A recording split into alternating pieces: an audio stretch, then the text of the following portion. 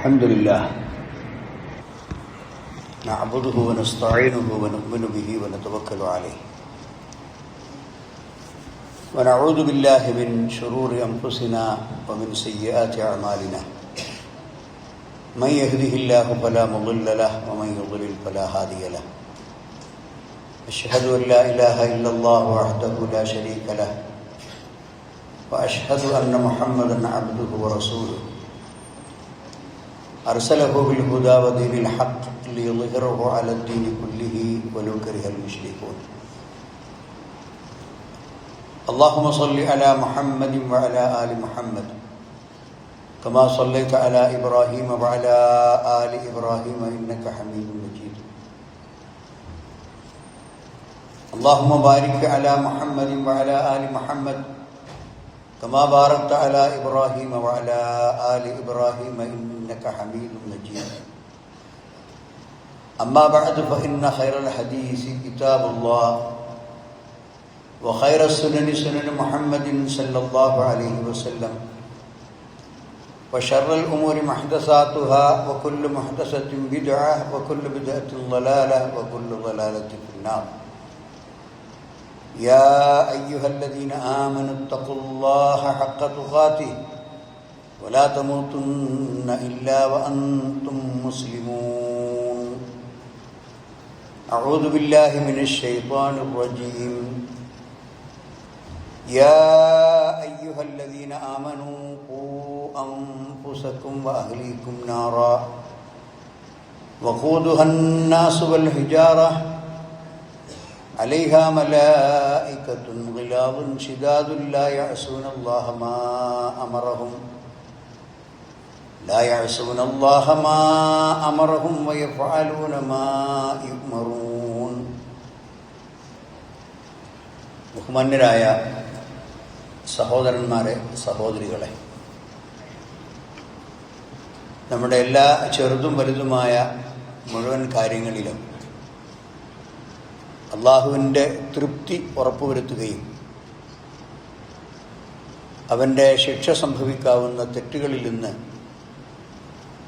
മാറി നിന്ന് തഖ്വ ജീവിതത്തിൽ പരിരക്ഷിച്ച് ജീവിക്കുകയും ചെയ്യണമെന്ന് എന്നോടും നിങ്ങൾ ഓരോരുത്തരോടും ഞാൻ ആദ്യമായി ഉണർത്തുകയാണ്. നമ്മളെല്ലാവരും നമ്മുടെ തന്നെ ഗുണത്തിനോ ദോഷത്തിനോ രക്ഷക്കോ നാശത്തിനോ ആവശ്യമായ ഒരു ഉപകരണം എല്ലാവരുടെയും കയ്യിലുണ്ട്, മിക്കവാറും ആളുകളുടെ കയ്യിൽ ഉണ്ട്. അതിനാണ് അൽ ഹാത്തിഫുൽ ദക്കി എന്ന് അറബിയിൽ പറയുന്നത്, സ്മാർട്ട് ഫോൺ. ഒരർത്ഥത്തിൽ പറഞ്ഞാൽ ഒരുപാട് പ്രയോജനമുണ്ട്. ദുനിയാവിൽ പല പുതിയ പുതിയ സാങ്കേതിക വിദ്യകളും മനുഷ്യൻ കണ്ടെത്തുന്നു. വളരെ കുറഞ്ഞ നാളുകൾ കൊണ്ട് അത് ആളുകൾക്കിടയിൽ വ്യാപകമാകുന്നു. ഒരുപാട് പ്രയോജനങ്ങൾ അതുകൊണ്ട് അവർക്കുണ്ട്, അതിൽ യാതൊരു സംശയവുമില്ല. എന്നാൽ പലപ്പോഴും ആ പ്രയോജനത്തെക്കാൾ വലിയ അപകടങ്ങളും അതുപോലെ തന്നെ നാശങ്ങളും അതിൽ പതിയിരിക്കുന്നുണ്ട് എന്നും വിവേകശാലിയായ മനുഷ്യൻ മനസ്സിലാക്കേണ്ടതാണ്. ഏതൊരു പുരോഗതിയും വളർച്ചയും മനുഷ്യൻ നേടുമ്പോൾ അത് തൻ്റെ ഗുണത്തിനാക്കി മാറ്റാനും തനിക്കോ തൻ്റെ കുടുംബത്തിലെ അംഗങ്ങൾക്കോ അതുകൊണ്ട് വരാൻ പോകുന്ന വിപത്തുകളിൽ നിന്ന് സൂക്ഷ്മത കാണിക്കാനും നമുക്ക് സാധിക്കണം. അതാണ് വളരെ പ്രധാനമായും നമ്മൾ മനസ്സിലാക്കേണ്ട കാര്യം. ഒരുപാട് നന്മയിലേക്കുള്ള പാലമാണ് യഥാർത്ഥത്തിൽ നമ്മുടെ കയ്യിലുള്ള ഈ ചെറിയ ഫോൺ. അതുകൊണ്ട് അറിവ് സമ്പാദിക്കാൻ സാധിക്കും, ഒരുപാട് കാര്യങ്ങൾ പഠിക്കാൻ സാധിക്കും. വളരെ പ്രയാസപ്പെട്ടുകൊണ്ട് മാത്രം കമ്മ്യൂണിക്കേറ്റ് ചെയ്തിരുന്ന പല ആളുകളുമായും ഒരു നിമിഷം കൊണ്ട് ലോകത്തിൻ്റെ ഏത് ഭാഗത്തായിരുന്നാലും അന്യോന്യം കണ്ടുകൊണ്ട് തന്നെ സംസാരിക്കാൻ സാധിക്കും. അങ്ങനെയുള്ള ഉപകാരങ്ങളുള്ള ഈ ഉപകരണം തികച്ചും അശ്രദ്ധമായി തൻ്റെ ചെറിയ പ്രായത്തിലുള്ള കുഞ്ഞുങ്ങൾക്ക് വിട്ടുകൊടുത്തുകൊണ്ട് അവർക്ക് കളിപ്പാട്ടമായി നൽകുകയാണ്. പലപ്പോഴും അവരുടെ ദേഷ്യവും കരച്ചിലും പിണക്കവും ഒക്കെ തീർക്കാൻ വേണ്ടി ഇത് ഓൺ ചെയ്ത് കൊടുക്കുകയാണ്. പിന്നെ നമ്മൾ നമ്മുടെ പ്രവർത്തനങ്ങളുമായി വേറെ ഏതോ ലോകത്തേക്ക് അശ്രദ്ധമായി പോകുന്നു. മണിക്കൂറുകൾ കഴിഞ്ഞാണ് കുഞ്ഞിൻ്റെ കയ്യിലാണല്ലോ ഈ ഫോണുള്ളത് എന്ന് ഓർമ്മ വരുന്നത്. അപ്പോഴേക്ക് അവൻ അതിനേക്കാൾ വലിയ ബുദ്ധിയാണ് കുട്ടികൾക്ക് ഇപ്പോൾ വലിയവരെക്കാൾ. അവരതിൻ്റെ എല്ലാ പാതാളങ്ങളിലേക്കും അവർ ഊളിയിട്ട് പോയി. അങ്ങനെ പല കാര്യങ്ങളിലൂടെയും കയറിയിറങ്ങി ഒരുപക്ഷെ അവൻ കാണുന്നത് അപ്പോൾ എന്താണ് എന്നവന് മനസ്സിലായിട്ടുണ്ടാവുകയില്ല. എന്നാൽ അതൊക്കെ അവൻ്റെ മനസ്സിലുണ്ടാക്കുന്ന ചലനങ്ങൾ അത് ഭാവിയിൽ അവന് വലിയ വിപത്തുകളായി മാറാൻ സാധ്യതയുണ്ട്. അതുകൊണ്ട് ഈ കാലത്ത് മനുഷ്യൻ്റെ പരീക്ഷണങ്ങളിൽ ഏറ്റവും വലിയ ഒരു പരീക്ഷണമായി നാം കാണേണ്ടത് നമ്മുടെ വിലപ്പെട്ട സമയങ്ങൾ ഇത്തരം ആധുനിക ഉപകരണങ്ങളിൽ വിനിമയം ചെയ്യപ്പെട്ടു പോകുന്നു വലിയൊരളവിൽ എന്നുള്ളതാണ്. അതുകൊണ്ട് തന്നെ നമ്മുടെ സമയം കവർന്നെടുക്കുന്നതിനും നമ്മുടെ ചിന്തകളെ ശിഥിലമാക്കുന്നതിനും നമ്മുടെ ആരാധനകളെ ദുർബലപ്പെടുത്തുന്നതിനും നിർബന്ധമായി നാം ചെയ്യേണ്ട പല ബാധ്യതകളും കടമകളും അതിൻ്റെ സമയത്ത് പൂർത്തിയാക്കുന്നതിനും തടസ്സമായി വരുന്നത് ഈ ചെറിയ ഉപകരണമാണ്. യഥാർത്ഥത്തിൽ ഇത് അള്ളാഹുവിൻ്റെ ഒരു നിയമത്താണ്. എല്ലാവർക്കും അറിയാം, ഇങ്ങനെ പല രൂപത്തിൽ അള്ളാഹു സുബ്ഹാനഹു വ തആല അത് സന്ദർഭങ്ങളിൽ മനുഷ്യന് പല അനുഗ്രഹങ്ങൾ ചെയ്യുന്ന കൂട്ടത്തിലുള്ള ഒരു അനുഗ്രഹമാണിത്. പക്ഷേ അത് പൂർണ്ണമായും മനുഷ്യൻ അതിൽ മുഴുകിപ്പോകുമ്പോൾ അതൊരു ഫിത്നയായിട്ട് മാറും. അള്ളാഹുവിൻ്റെ ഓർമ്മയിൽ നിന്ന് അത് മനുഷ്യൻ്റെ ചിന്തയെ തിരിച്ചു കളയും. കൃത്യമായ സമയത്ത് നമസ്കരിക്കേണ്ട നമസ്കാരങ്ങളെപ്പോലും അത് തെറ്റിച്ചു കളയും. അങ്ങനെ ഒരു ചെറിയ സ്ക്രീനിൻ്റെ മുമ്പിൽ ഒരു വലിയ മനുഷ്യൻ ഒരടിമയായും തടവുകാരനായും കഴിഞ്ഞുകൂടുന്നത് നമുക്കിങ്ങനെ കാണേണ്ടി വരും. അവൻ്റെ ആയുഷ്കാലം അങ്ങനെ ചോർന്നു പോകും. അവൻ തന്നെ അറിയാതെ അവൻ്റെ പല വിലപ്പെട്ട കാര്യങ്ങൾ നഷ്ടപ്പെട്ടു പോകും. ചില മഹാന്മാരായ പണ്ഡിതന്മാർ പറഞ്ഞത്, മാ നദിംതു അലാ ഷൈഇൻ നദമി അലാ യൗമിൻ ഗറബത് ശംസുഹു നഖസ ഫീഹി അജലി വലം യസ്ദദ് ഫീഹി അമലി. ഏതെങ്കിലും ഒരു വിഷയത്തിൽ ഞാൻ ഖേദിച്ചിട്ടുണ്ടെങ്കിൽ, എനിക്ക് സങ്കടം തോന്നിയിട്ടുണ്ടെങ്കിൽ, അത് ഒരു ദിവസം സൂര്യൻ അസ്തമിക്കുമ്പോൾ എൻ്റെ ആയുഷ്കാലത്തിൽ നിന്നൊരു ദിവസം ഇല്ലാതെയായി. പക്ഷെ ഞാൻ കണക്ക് നോക്കുമ്പോൾ പ്രത്യേകിച്ചൊരു കർമ്മം, എനിക്ക് ഭാവി ജീവിതത്തിൽ ഉപകാരപ്പെടാവുന്ന പ്രത്യേകിച്ച് എന്തെങ്കിലും ഒരു അധ്വാനം, ഒരു കർമ്മം എനിക്ക് വരവ് വെക്കാനില്ലാത്ത വിധം എൻ്റെ ഒരു ദിവസം അസ്തമിച്ചു പോയി. അതാണ് എൻ്റെ സങ്കടം.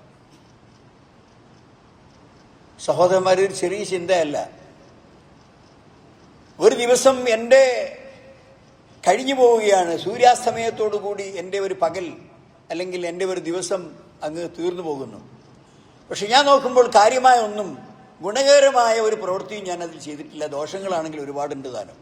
അതാണ് എൻ്റെ സങ്കടം എന്ന് പറയുന്നുണ്ട്. ഹസനുൽ ബസ്രി റഹ്മത്തുള്ളാഹി അലൈഹി പറയാണ്, യബ്ന ആദമ ഇന്നമാ അൻത അയ്യാം ഫഇദാ ദഹബ യൗമുക ദഹബ ബഅദുക.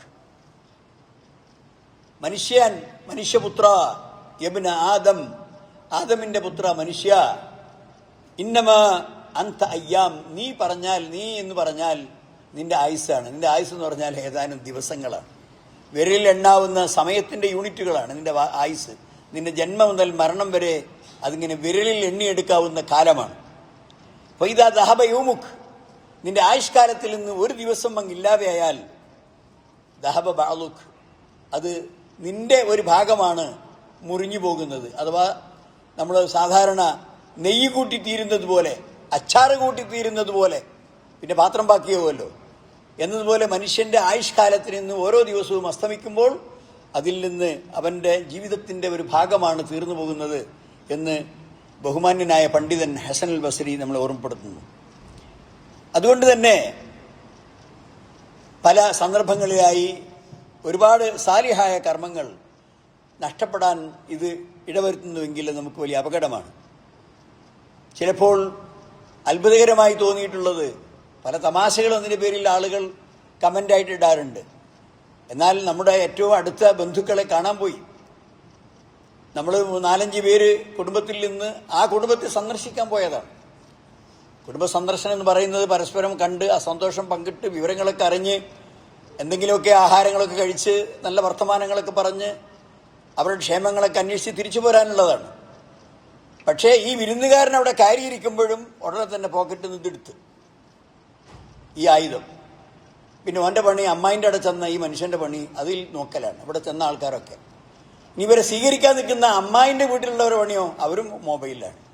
അപ്പോൾ സ്വീകരിക്കുന്നവരും വിരുന്നുകാരും മൊബൈലിലാണ്. പിന്നെ ഒരു എന്ത് വർത്താനാണ് പറയാനുള്ളത്? എന്ത് ക്ഷേമങ്ങളാണ് അന്യോന്യം അന്വേഷിക്കുവാനുള്ളത്? സഹോദരന്മാരെ, ഇതൊന്ന് നിയന്ത്രിക്കണം. അതല്ലെങ്കിൽ അത് നമ്മുടെ ഒരുപാട് ഗുണങ്ങളെ അത് നഷ്ടപ്പെടുത്തി കളയും എന്ന് നമ്മൾ ആലോചിക്കണം. അപ്പോൾ നബി സല്ലല്ലാഹു അലൈഹി വസല്ലം പറഞ്ഞു, നിഅമതാനി മഗ്ബൂനുൻ ഫീഹിമാ കസീറുൻ മിനൻ നാസ് അസ്സിഹത്ത് വൽ ഫറാഹ്. 2 അനുഗ്രഹങ്ങൾ അള്ളാഹു മനുഷ്യന് കൊടുത്തിട്ടുണ്ട്. നിഅമതാൻ, 2 അനുഗ്രഹങ്ങൾ. മഗ്ബൂനുൻ ഫീഹിമാ കസീറുൻ മിനൻ നാസ്, പക്ഷേ മനുഷ്യരിൽ ഭൂരിപക്ഷം ആളുകളും ഈ 2 അനുഗ്രഹങ്ങളിൽ നിന്ന് നഷ്ടം സംഭവിച്ച ആൾക്കാരാണ്. നഷ്ടം സംഭവിച്ച ആൾക്കാരാണ്. അവർക്ക് ഗുണമല്ല, ദോഷമാണ് ആ 2 അനുഗ്രഹങ്ങൾ കൊണ്ടുണ്ടാകുന്നത്. ഒന്ന് അസ്സിഹത്ത്, ആരോഗ്യം, നല്ല തടിമിടുക്ക്, നല്ല എനർജി. അപ്പം എന്താണ്? കൂടുതൽ തെറ്റ് ചെയ്യും. അതേ പ്രകാരം തന്നെ അൽ ഫറാഖ്, ഒഴിവ് സമയം. എന്തെല്ലാം കാര്യങ്ങൾ ആ ഒഴിവ് സമയത്ത് പ്ലാൻ ചെയ്ത് ഉപകാരപ്രദമാക്കി മാറ്റാൻ പറ്റും. പക്ഷെ ഒന്നുമില്ല, അത് ഇവന്റെ നാശം തന്നെ. ഇതുപോലെ ഒരു പശുവിനെ കുറിച്ച് പറഞ്ഞിട്ടുണ്ട്. എന്താണ്? അതിനെ തന്നെ അടിച്ചു കൊല്ലുന്ന ഇരുമ്പിന്റെ വടി മണ്ണിൽ പൂണ്ട് കിടക്കുകയാണ്. പക്ഷേ പശുവിന്റെ പണി എന്താണ്? ആ മണ്ണിൽ അതിന്റെ കാലുകൊണ്ട് ചവിട്ടി ചവിട്ടി ചവിട്ടി അത് ഓട്ടുണ്ടാക്കി. ഓട്ടുണ്ടാക്കിയപ്പോൾ ഒരു ഇരുമ്പിന്റെ ദണ്ണ് പ്രത്യക്ഷപ്പെട്ടു. അതുകൊണ്ട് തന്നെ അതിന് തല്ലും കിട്ടിയെന്നാണ് പറഞ്ഞത്. എന്നതുപോലെ നമ്മുടെ കയ്യിലുള്ളത് കൊണ്ട് തന്നെ, ഈ ഉപകരണങ്ങൾ കൊണ്ട് തന്നെ നമ്മൾ നാശം വിളിച്ചു വാങ്ങുകയാണ്. അള്ളാഹു തന്ന ഒരു നിയമത്താണ് ആരോഗ്യം, അള്ളാഹു തന്ന ഒരു നിയമത്താണ് ഒഴിവ് സമയം. ഈ 2 സമയങ്ങളിലും മഹാഭൂരിപക്ഷം മനുഷ്യന്മാരും നഷ്ടം സംഭവിച്ചവരാണ് എന്ന് നാം മനസ്സിലാക്കണം. നബി സല്ലല്ലാഹു അലൈഹി വസല്ലം അത് നമ്മളെ ഓർമ്മപ്പെടുത്തുന്നു. അതുകൊണ്ട് തന്നെ ഇരുതല മൂർച്ചയുള്ള ഒരായുധമാണ് നമ്മുടെ ടെക്നോളജിയും. നമ്മുടെ ടെക്നോളജി, കമ്പ്യൂട്ടറായാലും സ്മാർട്ട് ഫോണായാലും അതുപോലെയുള്ള വിവിധങ്ങളായ മനുഷ്യ ജീവിതത്തിൻ്റെ സൗകര്യങ്ങൾ കൂടുതൽ എളുപ്പമാക്കിയ പലതും നാം ആലോചിച്ച് നോക്കിയാൽ അതിന് ഇരുതല മൂർച്ചയുള്ള ആയുധമാണെന്ന് മനസ്സിലാക്കാൻ കഴിയും. നല്ല നിലയ്ക്ക് അതിനെ ഉപയോഗിച്ചാൽ ഒരുപാട് പ്രയോജനങ്ങൾ നമുക്ക് നേടാൻ സാധിക്കും. എന്നാൽ അതിനെ ദുരുപയോഗപ്പെടുത്തിയാലോ അത് നമ്മളെ ശിക്ഷിക്കുന്ന, നമുക്ക് അങ്ങേയറ്റം നാശമുണ്ടാക്കുന്ന കാര്യങ്ങളുമായിട്ട് മാറും. അതുകൊണ്ട് ഇതിൻ്റെ ഏറ്റവും പ്രധാനപ്പെട്ട അപകടങ്ങളിൽ ഒന്ന് മനുഷ്യൻ ഇത്തിലാഖുൽ ബസർ, എവിടേക്കാണ് നോക്കേണ്ടത്, ഏതാണ് നോക്കാൻ പറ്റാത്തത് എന്നുള്ള ചിന്തകളും നിയന്ത്രണമൊന്നുമില്ല. പിന്നെ ഒരു നോട്ടത്തിലേക്ക് നബി സല്ലല്ലാഹു അലൈഹി വസല്ലം പറഞ്ഞു, അന്നദറു സഹ്മും മിൻ സിഹാമി ഇബ്ലീസ്. എന്താണ് ആ വാക്കിൻ്റെ ഒക്കെ അർത്ഥം? മനുഷ്യന് നോക്കാൻ പറ്റാത്ത ഒരു കാഴ്ചയിലേക്ക് നോക്കുമ്പോൾ അത് ഇബ്ലീസിന്റെ ഒരു അമ്പാണ്. ഇബ്ലീസ് ഇവനെ കൊണ്ട് അമ്പ് ചെയ്യിക്കുന്നു. പിന്നെ അമ്പങ്ങനെ തറച്ച് ആ കാഴ്ചയുടെ പിന്നാലെ അവൻ പോകും. അതുകൊണ്ട് ആ ഇബ്ലീസിന്റെ അമ്പ്, അതാണ് നമ്മുടെ നോട്ടം എന്ന് നാം മനസ്സിലാക്കാൻ ശ്രദ്ധിക്കേണ്ടതാണ്.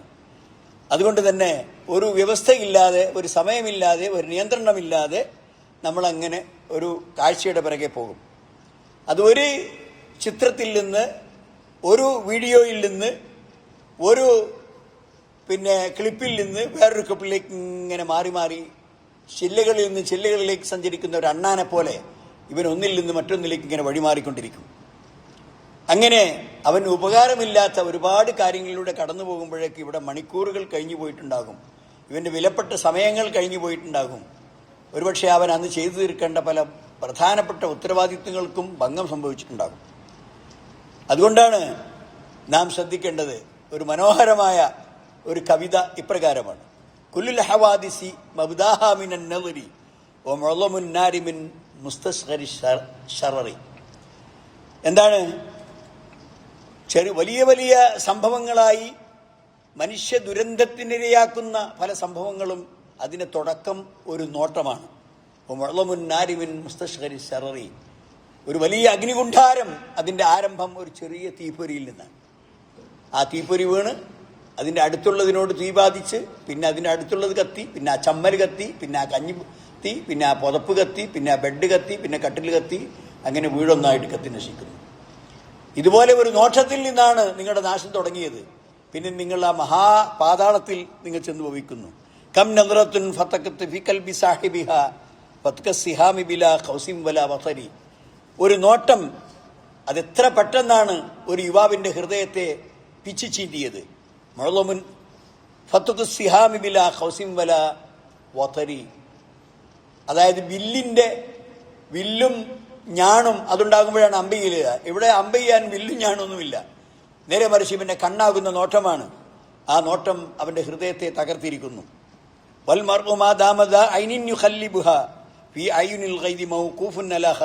ഒരു മനുഷ്യൻ അന്യ സ്ത്രീകളെ, ആ സ്ത്രീകളുടെ സൗന്ദര്യം ആസ്വദിച്ചു കൊണ്ടിരിക്കുകയാണെങ്കിൽ അവൻ മഹാ അപകടത്തിൽ അഭിരമിക്കുകയാണ്. അപകടമാണത്. അവന് അനുവദനീയമല്ലാത്ത, അവന് പാടില്ലാത്ത സൗന്ദര്യങ്ങളെ ആസ്വദിച്ചുകൊണ്ട് അത് നോക്കിയിരിക്കുമ്പോൾ അവൻ മഹാ അപകടത്തിൽ അഭിനമിക്കുകയാണ്. യസുറു മുഖ്ലതഹു മാദറ മുഹ്ജതഹു. അവന്റെ കാഴ്ചക്ക് ആനന്ദം നൽകുമെങ്കിലും അതവന്റെ ഹൃദയത്തെ കാത്തിൽ കൊന്നുകൊണ്ടിരിക്കുകയാണ്. ലാ മർഹബൻ ബിസുറൂറിൻ ആദബിൽ ലററി. തനിക്ക് സന്തോഷം പകരം നൽകാത്ത ഏതൊരു നോട്ടമുണ്ടോ, ആഖിബത്ത് പര്യവസാനം ദുഃഖകരമാക്കുന്ന ഏതൊരു നോട്ടമുണ്ടോ, ആ നോട്ടത്തിന് ലാ മർഹബൻ സ്വാഗതമില്ല, അങ്ങനെ നോക്കാൻ പാടില്ല എന്നാ പറഞ്ഞതിനർത്ഥം. അപ്പോൾ വളരെ അർത്ഥവത്തായ കാര്യങ്ങൾ ആളുകൾ പറഞ്ഞു വെച്ചിട്ടുണ്ട്. അതുകൊണ്ട് സഹോദരന്മാരെ, നമ്മുടെ ഭാവി, നമ്മുടെ പരലോകം, നമ്മുടെ ഖബറ്, നമ്മുടെ പ്രവാചകൻ പറഞ്ഞ ഉപദേശങ്ങൾ, ഇസ്ലാമിൻ്റെ അധ്യാപനങ്ങൾ, ഇതൊക്കെ പാലിച്ചുകൊണ്ട് ജീവിക്കണം. അല്ലാഹു സുബ്ഹാനഹു വ തആല അത്തരം സജ്ജനങ്ങളുടെ കൂട്ടത്തിൽ നമ്മളെ ഉൾപ്പെടുത്തുമാറാകട്ടെ. വഖൂലു ഖൗലി ഹാദാ വഅസ്തഗ്ഫിറുല്ലാഹ ലി വലക്കും വസ്തഗ്ഫിറൂഹു ഇന്നഹു ഹുവൽ ഗഫൂറുർ റഹീം.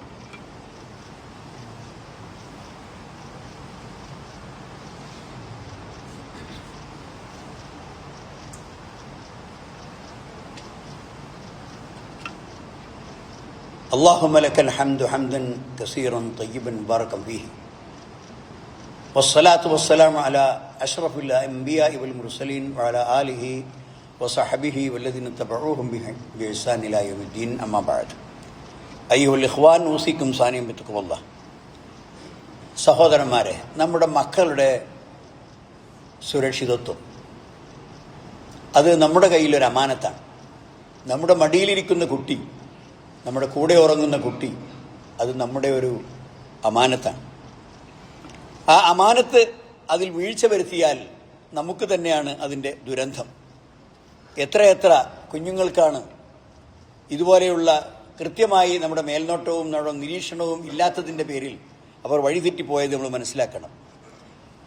എന്താണ് ഒരു കുട്ടിയുടെ ചെറുപ്പ പ്രായത്തിലുള്ള അവൻ്റെ ബുദ്ധി, അവൻ്റെ മസ്തിഷ്കം യാഥാർത്ഥ്യത്തിൽ നിന്ന് ഒരു സാങ്കല്പിക ലോകത്തേക്ക് സഞ്ചരിക്കുകയാണ്.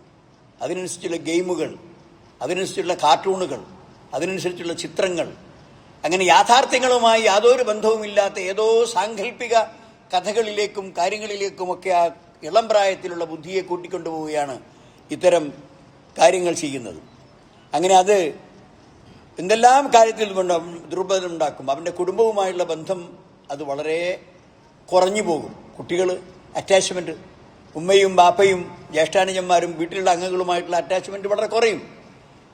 മാത്രമല്ല അവരുമായിട്ടുള്ള ബന്ധങ്ങളെ ക്രമേണ അത് ദുർബലമാക്കും. അതുപോലെ തന്നെ കാര്യങ്ങൾ തെർക്കീസോടുകൂടി, കോൺസെൻട്രേഷൻ എന്ന് പറയും, ഞാൻ തെർക്കീസ് എന്ന് അറബി പറയാം, കോൺസെൻട്രേഷനോടുകൂടി ഒരു കാര്യം ആലോചിച്ച് തീരുമാനമെടുക്കുവാനുള്ള കഴിവ് കുട്ടിക്ക് കുറയും. മാത്രമല്ല അതിൻ്റെ അപകടം എന്താണെന്ന് പോലും മുൻകൂട്ടി പ്രവചിക്കാൻ കഴിയാത്ത മഹാ അപകടങ്ങളിൽ അതുകൊണ്ട് അവനെ കൊണ്ട് ചെന്നെത്തിക്കും. അതുകൊണ്ട് എപ്പോഴും നമ്മുടെ സമയത്തെ ക്ലിപ്തപ്പെടുത്തുക എന്നത് ശീലിക്കേണ്ട ഒരു കാര്യമാണ്. കാരണം സമയം അള്ളാഹു സത്യം ചെയ്ത് പറഞ്ഞിട്ടുള്ള ഒരു കാര്യമാണ്. ഏതെങ്കിലും ഒരു കാര്യത്തെക്കുറിച്ച് പടച്ചവൻ സത്യം ചെയ്ത് പറയുന്നുണ്ടെങ്കിൽ ആ കാര്യം വളരെ പ്രധാനപ്പെട്ടതാകും എന്നാണ് പണ്ഡിതന്മാർ പറയുന്നത്. അള്ളാഹു വിശുദ്ധ ഖുർആനിൽ ഒരുപാട് കാര്യങ്ങളെക്കുറിച്ച് സത്യം ചെയ്ത് പറഞ്ഞിട്ടുണ്ട്. അതിലൊന്നാണ് വൽ അസ്ർ ഇന്നൽ ഇൻസാന ലഫീ ഖുസ്ർ. കാലം അല്ലെങ്കിൽ സമയം, അത് തന്നെയാണ് സത്യം. ഇന്നൽ ഇൻസാന ലഫീ ഖുസ്ർ. മനുഷ്യന്മാരും ഈ സമയത്തിൻ്റെ കാര്യത്തിൽ മഹാനഷ്ടത്തിലാണ്. അത് പ്ലാൻ ചെയ്ത് അത് ക്രമപ്പെടുത്തി എല്ലാവർക്കും 24 മണിക്കൂർ തന്നെയാണ്. പക്ഷെ ആ 24 മണിക്കൂർ കൊണ്ട് മഹാത്ഭുതങ്ങൾ തീർക്കുന്ന മനുഷ്യബുദ്ധികളുണ്ട്. എന്നാൽ ഉഴപ്പനും മടിയനും അതുപോലെ തന്നെ യാതൊരു കാര്യത്തിലും ശ്രദ്ധയില്ലാതെ ജീവിക്കുന്നവനും അവനും കിട്ടുന്നത് 24 മണിക്കൂർ തന്നെയാണ്.